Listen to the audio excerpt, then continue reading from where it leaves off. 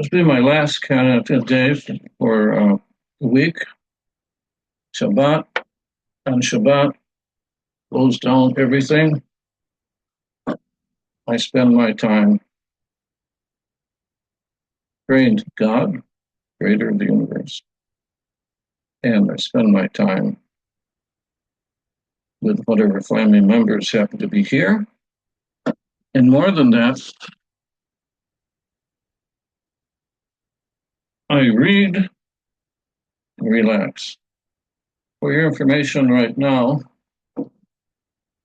in addition to praying, I'm reading Plutarch of the Fall of the Roman Republic. And there are many parallels in that and the fall of the American Republic.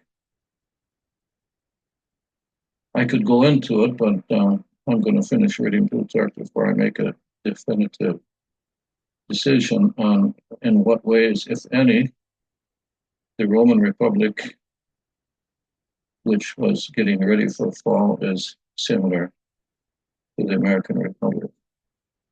One thing I can say with full certainty, the election of Donald Trump has extended the lifetime of the American Republic by many years. And depending on what kind of changes he's going to make, we shall see exactly how many years. If his apprentice can learn in these 4 years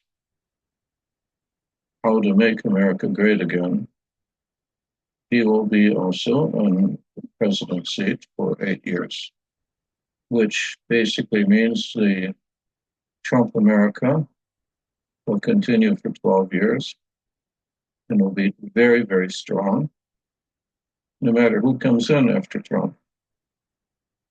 But we shall see. We now know that the president, whoever he is, can sign our freedoms with the stroke of a pen, and he can cancel our freedoms with the stroke of a pen.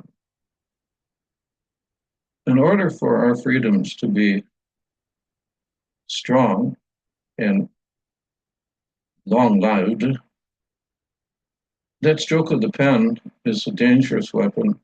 It's also, you can be saved by the stroke of the pen, or the pen can be a sword which will cut our liberties. So Congress and the president will have to pass laws that are very difficult to remove. I had this long discussion with my dear friend today, and my dear friend is correct. Stroke of the pen is not enough. Congress has to pass laws. Laws are more difficult to overturn than presidential strokes of the pen.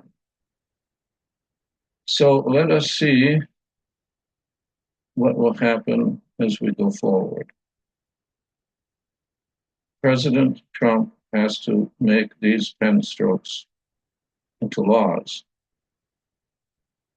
Not to do so would mean that the next president can cancel them without any, just like he did.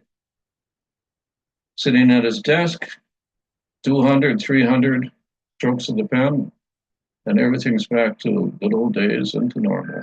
We have to fight that. Now, the other thing I wish to talk to you about is the hostages that are returning, the hostage exchange. They have been humiliated while they were in the tunnels, being beaten and raped. Now they're humiliated by being paraded through bloodthirsty crowds of fanatics, giving them the final terror of their release. Why can Israel not say parading the hostages is the final stroke of the hideous, inhuman Hamas and will not be tolerated? It can be exchanged without being paraded through thousands and thousands of bloodthirsty Arabs that want to break down the thin line of Hamas security and killed them and beat them to death and stoned them right there in front of the camera. I guess that proves kind of savages we're dealing with. Now we see the true face of Amalek. Do you know what Amalek is? Read your Bible. Amalek has been the enemy of Israel since we left Egypt. It says in the Torah that the only way we can survive with Amalek is to kill every last one of them. Men, women, children, dogs, doesn't matter. God has said, wipe out Amalek from the face of the earth whenever you find him, or he will kill you, your children, and your society. Now, there are still an unknown amount of hostages that are still being held. Probably we won't get even the bodies back because they're bulldozing already. And when they bulldoze, they'll cover over our bodies as well as theirs. So we will never know whatever happened to the majority of the hostages in that sense.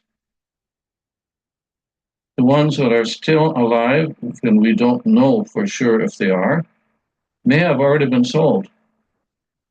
And there's no way Hamas is going to get them back from whoever bought them. Yeah, they sold hostages. They sold children. They sold babies. We may never see them again. And they will never let us know what happened to them.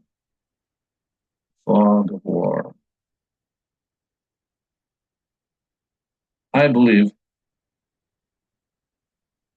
that after all our wars with Hamas, with Gaza, I believe that there will never be peace. We will fight them again and again and again until they destroy us or we destroy them.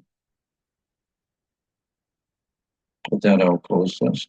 And we'll say, Semper Fi, Shabbat Shalom. Let us hope for better days.